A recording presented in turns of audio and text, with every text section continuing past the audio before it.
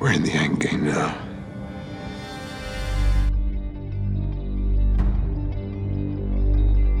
The Marvel Cinematic Universe is defined by the specters of flawed fathers who haunt our heroes. Talking about a guy whose happiest day was when he shipped me off to boarding school. Whether they're absent dads, dead dads, mistaken dads, or outright evil dads. And in Avengers Endgame, the Avengers go up against the ultimate bad dad of the whole universe, Thanos. When I'm done, half of humanity will still be alive.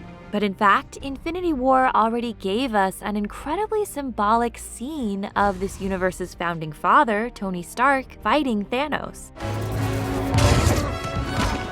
which reveals a lot about how the MCU is finally resolving the daddy issues that have defined its first decade. Which happens, dads leave, no need to be a pussy about it. So we're about to break down this scene. But before we get into it, a little background. To get ready for Endgame, we've come together with a bunch of our favorite YouTubers to create this series, One Marvelous Scene. Each channel picks one scene from the last 10 years of the MCU to analyze in depth. So after you watch this, make sure to check out all the others, and you can even make your own video on this topic. Just tweet it to us, and we'll make sure it gets added to the playlist. Now, let's look closer at this face-off between Tony and Thanos to figure out how it illuminates Endgame's and the MCU's deeper messages about fatherhood and what it means to beget a better future.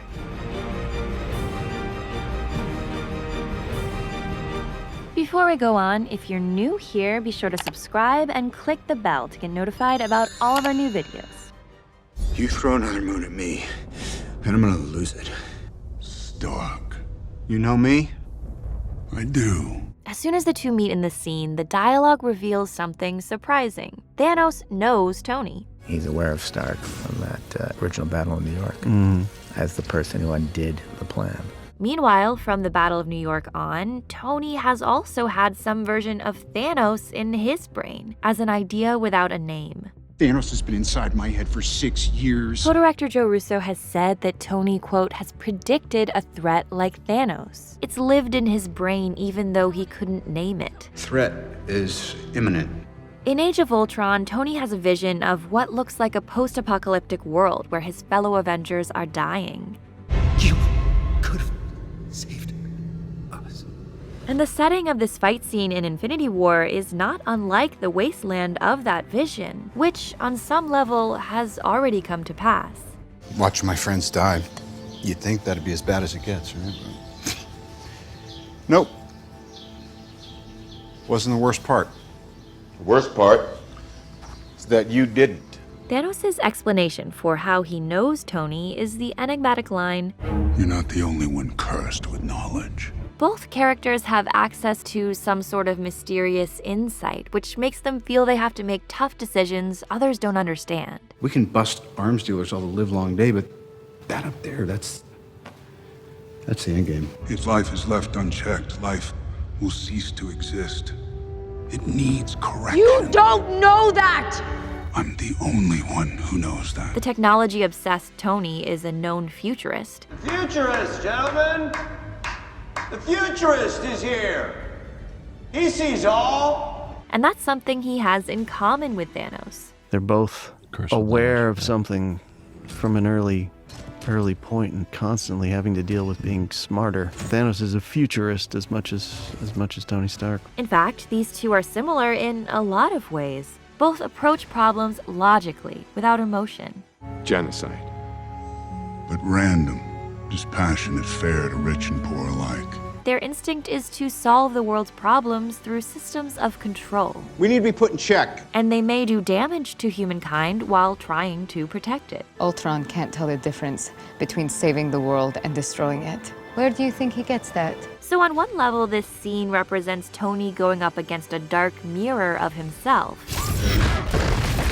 But visually here, Tony appears tiny in relation to this giant Thanos looming over him. He looks like David going up against Goliath. And these visuals are a clue that this fight is really about Tony battling the source of his father complex. My only curse is you. The size imbalance highlights how small and unworthy he feels. This is the little boy in him who will always feel inadequate in relation to the ghost of his emotionally distant father, Howard Stark. You know, they say sarcasm is a metric For potential, if that's true, you'll be a great man someday. The fundamental flaw in Howard's parenting logic is that he thinks it's enough to inspire, educate, and provide for his son from a distance. He doesn't understand that Tony needs his personal warmth and presence most of all. He was cold. He was calculating. He never told me he loved me. He never even told me he liked me.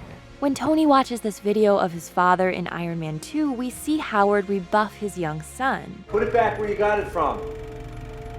Where's your mother? Maria! Come on, go. Even as he goes on to leave a loving message for future Tony. My greatest creation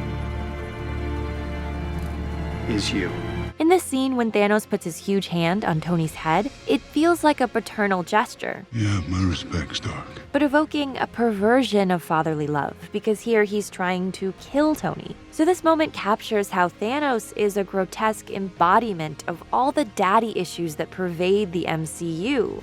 I understand, my child. He's the dark father figure of the whole universe. You have become children of Thanos. Like a Darth Vader or a Voldemort, who goes against the natural order by attempting to kill the next generation. In fact, Russo has said that was their intention, to make Thanos a, quote, Darth Vader for a new generation. This frame of Tony taking on an impossibly daunting foe also evokes a human going up against a god. And the prominent fire imagery reflects that Thanos is a brutal, Old Testament-style god who inspires fear. Like Howard as a father, Thanos as a god engages in that same kind of well-intentioned, cold logic that overlooks the person in the equation. To bring balance to the universe by wiping out half of all life. The way that the MCU conflates the god and father figures in Thanos is fitting, not only because of the paternalistic God the Father of the Judeo-Christian tradition, but also because we begin life viewing our parents as all-powerful. So for many of us, the relationship to a parent is a model or proxy for our idea of a god or a creator. I want to be a great king, Baba. Just like you.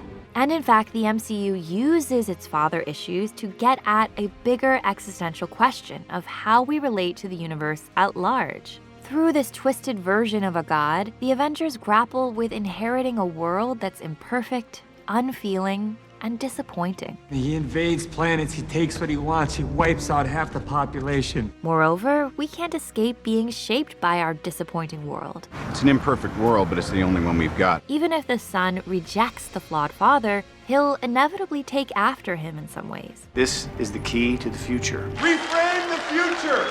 And to some degree, Tony repeats his father's mistakes, too, with his surrogate son, Peter Parker. That's not a hug, I'm just grabbing the door for you. We're not there yet. In Spider-Man Homecoming, Tony even sends an empty Iron Man suit to rescue Peter. Mr. Stark, you didn't have to come all the way out here. I had that. I was fine. Oh, I'm not here. Thank God this place has Wi-Fi, or you would be toast right now. Mirroring that scene in Iron Man 3 when he sends one of his suits to greet Pepper. This is a new level of lame.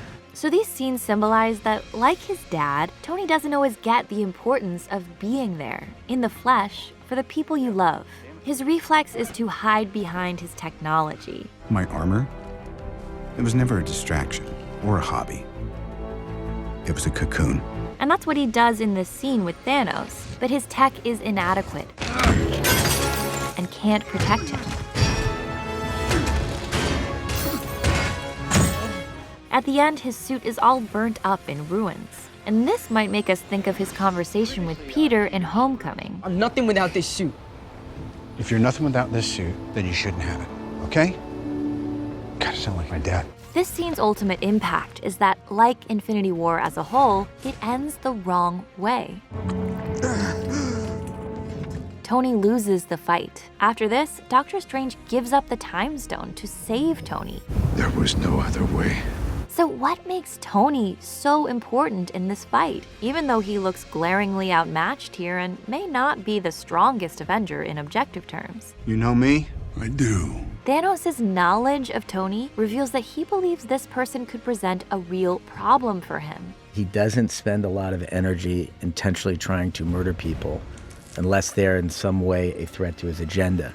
But almost no one ends up being a threat to the agenda except for Tony. In Infinity War, each Avenger tests their strength against Thanos, and it's not enough. If strength were everything, then Thanos would be unbeatable. But Tony epitomizes what makes Marvel great. His superhero persona is just a suit he made himself. One thing you can't take away, I am Iron Man.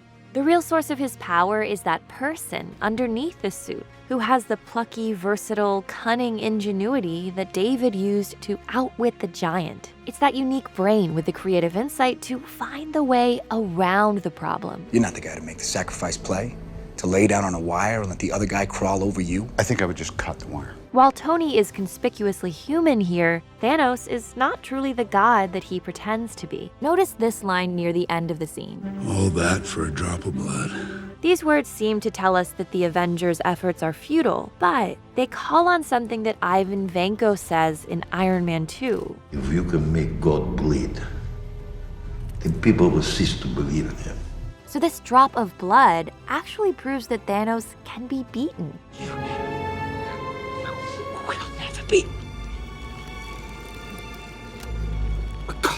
After all, Thanos, with his Infinity Gauntlet, is hiding behind a kind of technology too. It takes a mind like Tony's that won't just go up against strength with more obvious strength to find that way around. Tony begins Infinity War dreaming about new life. Last night, I dreamt we had a kid. So real. And it's significant that these two futurists envision tomorrow very differently.